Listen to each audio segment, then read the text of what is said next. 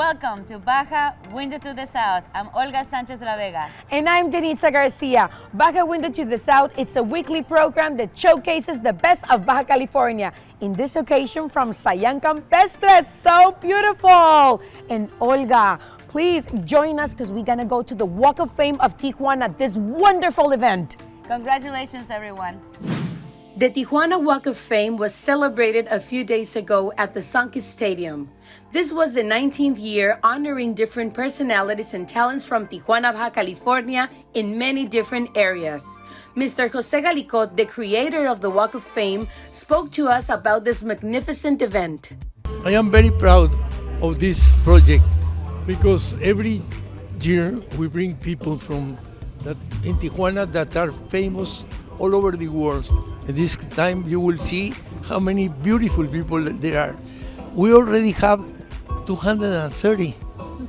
This is the 19th year. So we are going to have 10 more, and we have never failed. Everyone that we have invited to become part of the Paseo de la Fama has been successful. First of all, I'm gonna get better. I'm gonna get back in the ring, but I'm working a lot on like other projects that are really cool, that are very positive, that are for kids, that are for families, and I'm really trying to dig more into community activism in San Antonio, Texas, to work with the Latino community because it's very important that we give hope to the kids that are in the west side and the east side that they can be, Latinos and they can achieve really, really, really big, dreams. Because there's a lot of challenges that come with this position. But I think I'm ready. I think I'm ready to take them on, and I think I'm ready to leave my name as, La Mexicana que es chingona. Well, thank you. I am 28 years old, so maybe I am young to be this recognized, but it's been a long way for me, a lot of years working into, making this happen.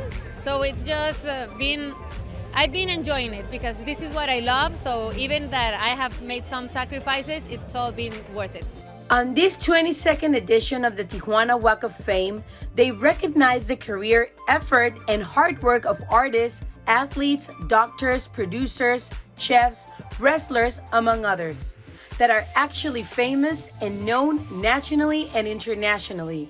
Well, I turned 26 years on May working on this industry. I don't see myself doing anything else. I'm currently in development of 3 other projects that I'm supposed to start on Monday, a couple of them, and the ones for next year, so I'm very happy. Thank you so much. I'm very excited, I'm very happy, I'm very grateful. I think it's proof of hard work. Hard work pays off. I'm very excited, I'm very grateful to Tijuana Innovadora, to Don Jose Galicot, and like they say, you don't have to be born in Tijuana to be part of Tijuana or to be a Tijuanan. I'm proud, I'm happy, that's all. I'm excited, overwhelmed.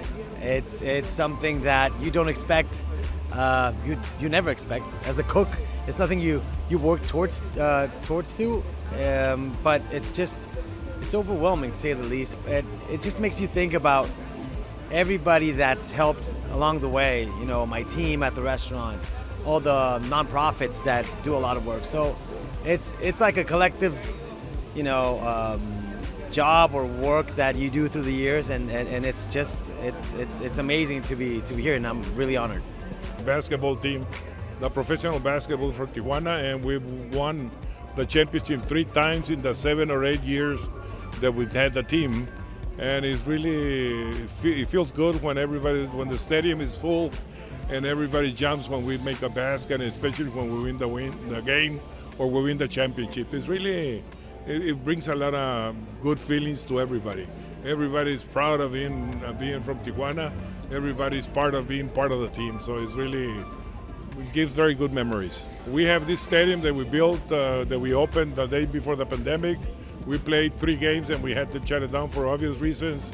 And we turned this unit into a hospital, where I'm very proud to say that we had hundreds of patients, and everybody's very happy that we did it. I think we saved a lot of lives, and I was very proud of being part of it. And it wasn't done by me alone. It was done by my family, and especially for the support that we got from the whole city with a slogan, Apoyemos a Tijuana, Ayudemos a Tijuana. Making history here in Tijuana, Baja California, the Walk of Fame is still growing. Now with 230 members that most definitely show what this city is made of. Congratulations to all the winners, including Mr. Jose Galicot, who is now a member of the Tijuana Walk of Fame. This was the big surprise of the night. From Tijuana to the world. Well, hello everyone. This is Baja Window to the South in a beautiful day here. And I'm with someone, you know, and I love to hear these stories, okay? Because, of course, I mean, he's a musician, but, well, I'm just gonna let you tell us the story, okay? But he is Saúl Troncoso, and on TikTok, you can find him as Velero del Norte, okay? So welcome, bienvenido aquí a Baja Window to the South. Sí, Saúl, mira, estaba a punto de contar la historia, pero dije, no, mejor que nos las cuente Saúl directamente de su boca, ¿ok? Entonces, porque, y ya que las dejé y que todo el mundo me imagino que quiere saber de qué se trata, es pues que a través de TikTok te hiciste viral, ¿verdad? Esa es la premisa. Cuéntanos, por favor, ¿cómo sucedió eso? Pues mira, está muy curioso porque yo empecé con este proyecto durante la pandemia. Y en la pandemia, o sea, perdimos todos los músicos perdimos muchas oportunidades de cómo exponernos, ¿no? Ya no se podía tocar en vivo, ya no podía salir a otras ciudades. Y yo empecé a ver que otros artistas del país empezaban a subir videos a TikTok, ¿no? Y yo no me animaba, la verdad, porque decía como, nada, es que son bailes y todo este rollo. Y hubo una artista justamente de aquí de Tijuana que se llama Bruces. Y ella hacía unos covers. Entonces me llamó la atención y dije como, no, pues yo voy a empezar a agarrar canciones norteñas. Y a transformarlas, ¿no? A mi estilo. Y ahí fue donde salió la primera canción, que fue Desvelado, justamente. Ah, ok. O sea, he went viral through this song, Desvelado. You can find it on TikTok, okay? Velero del Norte. And now he has like 50,000 followers, right? Yeah. So, bueno, maravilloso, pues muchas felicidades. Y de ahí entonces cuéntanos qué pasó después. Pues la verdad es que yo no esperaba lo que iba a pasar. O sea, yo decía como voy a empezar a sacar covers, empujar el proyecto y ver como qué va pasando. Y el primero fue el que se hizo viral.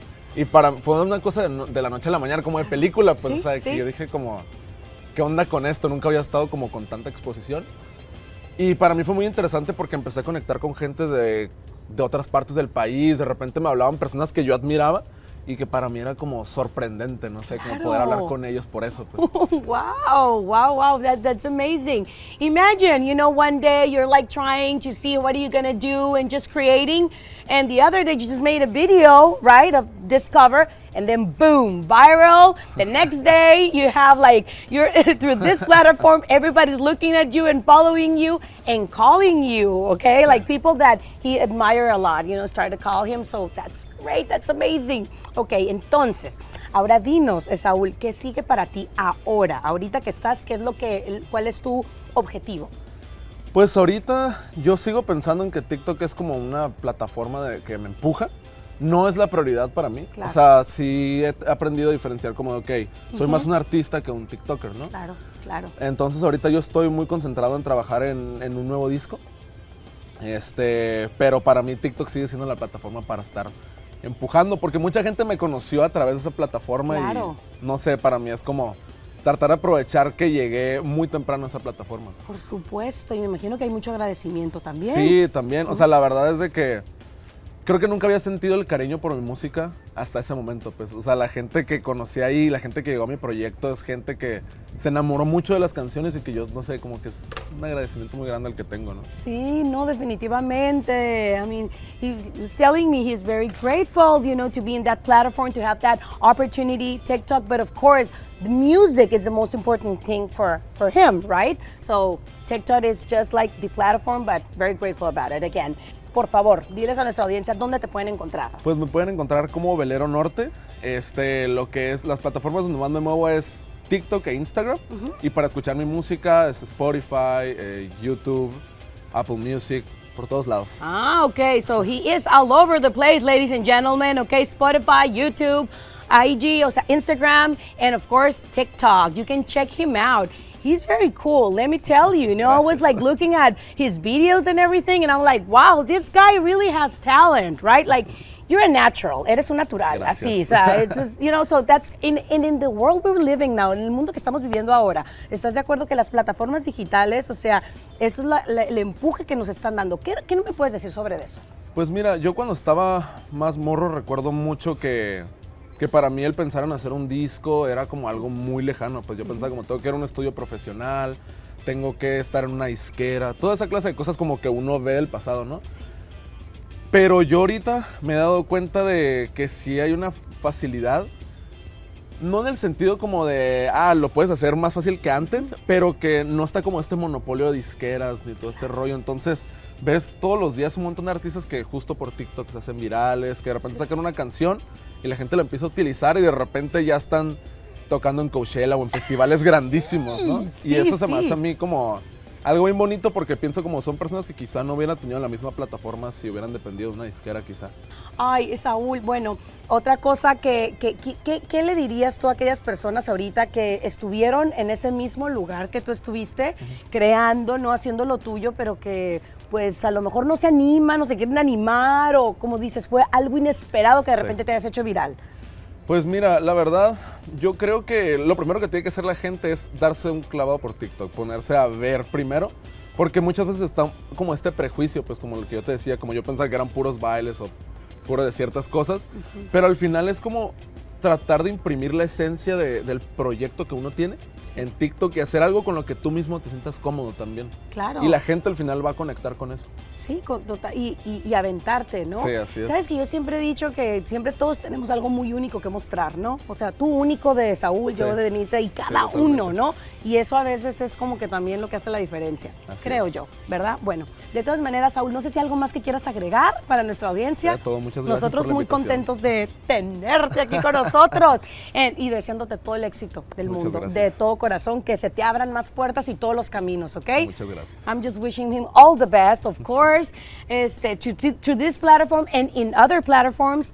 And thank you for joining us in this interview. Okay, this is Baja Window to the South. And now we're going with Chef Richard from Lazzo de Tinto, who's going to prepare, oh my God, you can't even imagine, tacos, octopus, and chicharrón. Let's go check it out. Buenos días, mi nombre es Richard Chiñas, soy el chef ejecutivo del restaurante Lazzo de Tinto. El día de hoy les vamos a preparar un rico taco de pulpo con adobo y un poco de chicharrón, esperando que les agrade y pues empezamos. Vamos a empezar a preparar el taco, vamos a poner un poco de aceite, el pulpo lo vamos a marinar en un poco de adobo. Eso es algo que le agrada a la gente de nuestra propuesta, algo muy diferente a lo local, pero muy a nuestro estilo de la Ciudad de México.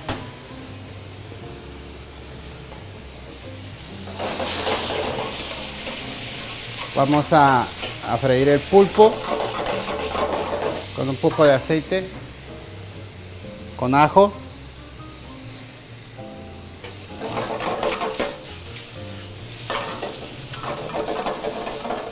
Y dejamos que se empiece a dorar un poquito, que eso es lo que le va a dar la textura.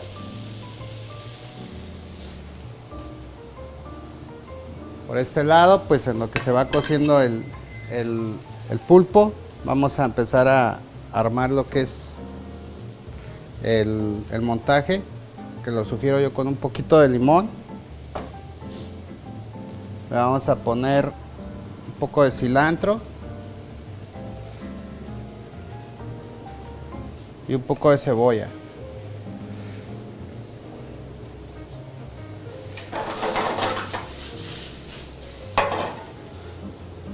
Vamos a calentar las tortillas y en esta ocasión lo vamos a acompañar con una salsa de chile de árbol con tomatillo hervida.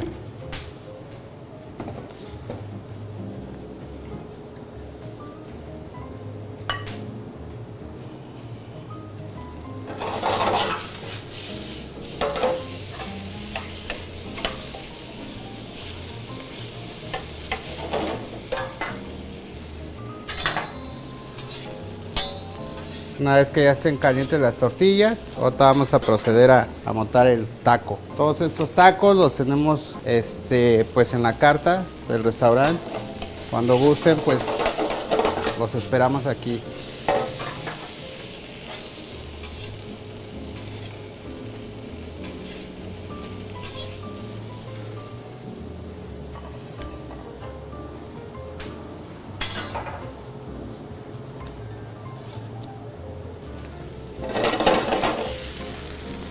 Vamos a poner el pulpo.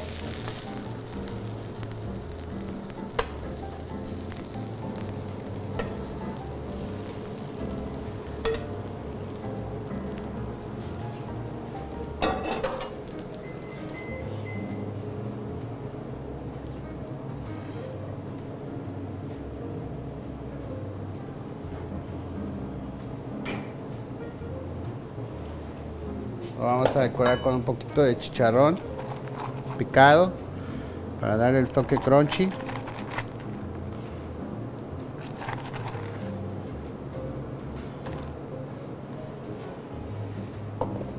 Y lo vamos a decorar con un poquito de brotes.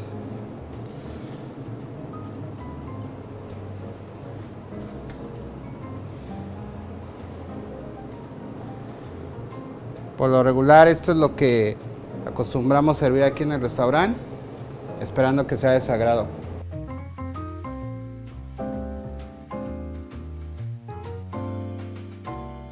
Ok, pues los esperamos en la próxima cápsula con otra preparación de otro exquisito taco.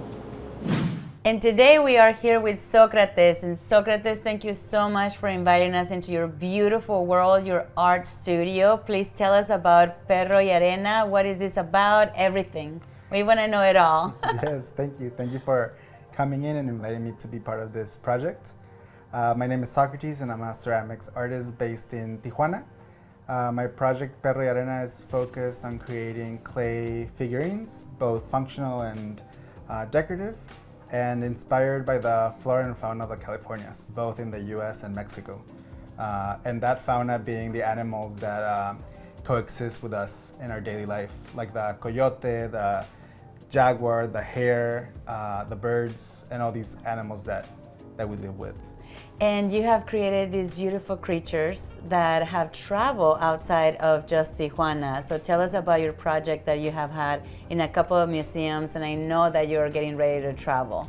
Yes, my project actually started in LA when I was living there. And since there, for these past couple of years, the project has been growing and a lot of the pieces have been also traveling. I've been able to sell to a couple people in Europe, Canada. Right now I sell at a couple different stores, both in the US and Mexico. In the US, I'm in LA, soon to be in San Francisco and Portland. Yes! San Diego, Mexico City, and Tijuana, of course. Beautiful. Yes. And you mentioned that some of these pieces you also collaborate with other artists from other parts of Mexico. How did that come about? Yeah, so I mean, I love collaborating, especially when people are professionals in other aspects of what they do. And I've collaborated with a project in Mexico City in creating some clay figurines that are intervened with natural fibers, and those are woven. We had a little sun that was woven in Campeche by an artisan, and then it was woven with these fibers that recreated a sun. And then another project that my pieces were sent to Oaxaca, and these were woven into these basket shapes, forms. Yeah. I'm so excited. And then you also have up here some museums and famous museums in San Diego. Yes, I have. I was part of San Diego Design Week with the Mingay Museum, and I was their artist in residence for the duration of San Diego Design Week. And for that, I made a special collection that I showcased that weekend of Design Week. You make everything sound like, oh yeah, and I was here and I was there and I was everywhere. Tell me how you got started, because I know you started with architecture, Yes. and then it was just your way into showcasing your passion. Yes, I studied architecture in Los Angeles, and while I was studying architecture, my last semester I took a ceramics class. just to de-stress from architecture. And it was very distracting that I fell in love with ceramics, and then after I graduated, I moved to more downtown LA, where I was working in an architecture firm and also taking classes at night. So I started taking more ceramics classes, and then my projects started to start. So then I was working in architecture and then working for Perro y Arena.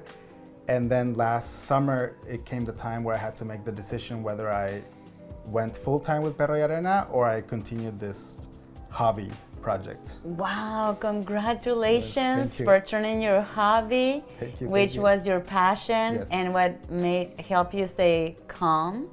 It also helped you stay focused, and then Yes. now you turn it into this beautiful world. Yes, thank you. It's very exciting. So what else is coming for you? Well, right now we're working in a lot of projects. I have a collaboration with my sister where we're doing some clothings that are gonna be embroidered with some of my designs, illustrations. And then right now is the busy holiday season where a lot of people are buying. So we're hoping to have a lot of work for these couple months. Beautiful. Yes. And now the last question. I know I have so many questions and so many things that I want him to tell us. I was not able to choose my favorite piece. And if I was not able to choose my favorite piece, I'm sure it was hard for you to choose your favorite piece. But what is your favorite piece? Maybe you have one, maybe you have a couple of them. Can you tell your audience, our audience, Yeah. everyone, like, what was the piece that you said, this is it? Well, I think every piece has a very special meaning because it all has to do with where I make it, who I make it with. I've taken a couple workshops, and I took a workshop last month in Guadalajara, and then I'm taking a class here at Lustre Studio with one of my professors, Juan Villavicencio. And I just keep exploring, and new pieces are coming in every time. And then each piece is like, okay, this is my favorite. But then I look back to another piece and I say, well, this one has this because I was feeling this when I made it. So every piece has a very special meaning. And they are like they emit the energy and the feelings that I want people to portray and to feel. Oh, thank you so Yes. much for sharing. So Thank you. now, if you don't mind, tell us about how can we follow you, how can we find out how to support you, how to buy your beautiful art, and then where to really find out more about this beauty that you are creating and just continue to be part of you. Yes, the best way to keep updated with my work is via Instagram. At Perro y Arena is my Instagram name. And that's where I make announcements of my shop updates, which I'm gonna be having early December, or these other events and exhibitions that I'll be having throughout the year. Yes. Beautiful. Thank you so much Yes, for thank you. inviting us, Sócrates. Thank you very It's been a much. pleasure. Yes. And there you go, Sócrates here at Baja Window to the South.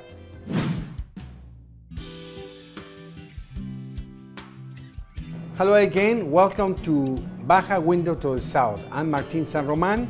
Well, this time we have something incredible. From the original pastel de crepes, we have this place, it's called L'Atelier. We are in L'Atelier, just next door to Pastel de Crepes. And for Thanksgiving and the month of late October and November, we always do this popular pastel de crepes made with pumpkin. So what we have layers of crepes, around 21 crepes made with a pumpkin mousse. We cover each of the crepe, and then I'm just going to finish it.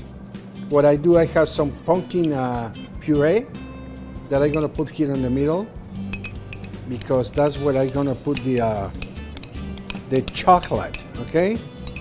So I'm just going to spread it, to look even, because we're going to cover it with the chocolate, okay?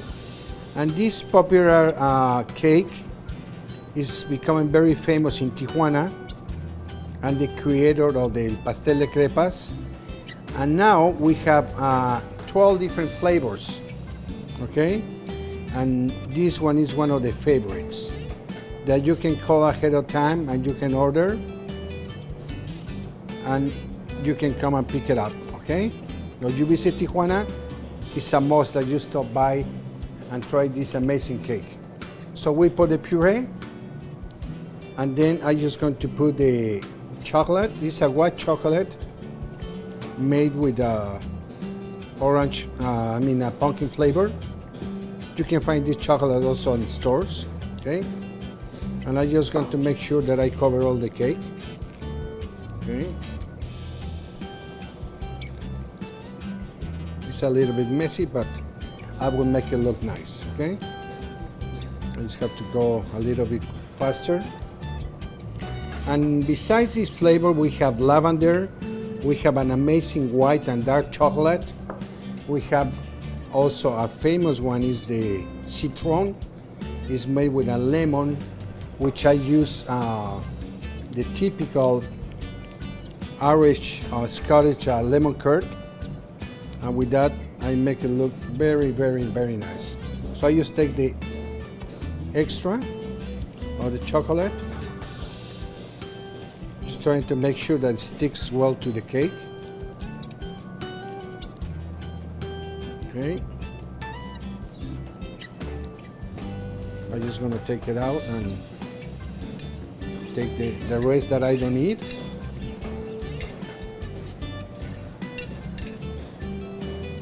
Right here on the top. And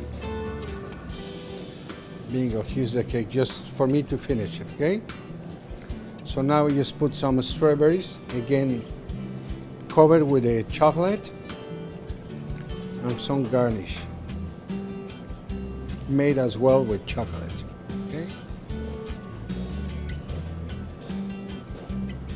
And voila with our beautiful cake.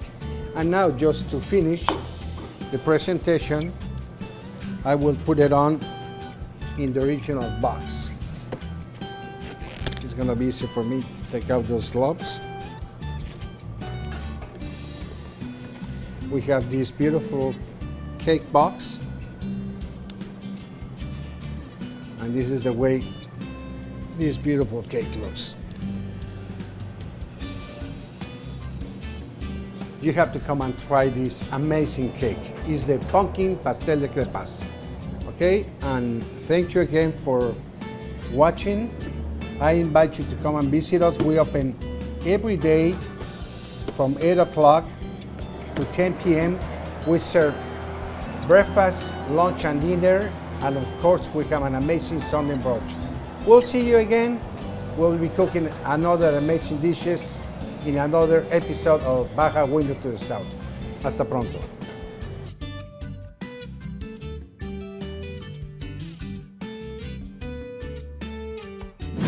And what about that cake from Martín San Román? Martín, I want some. Me too. Well, that's another episode of Baja Window to the South. Thank you so much for joining us. And see you next week.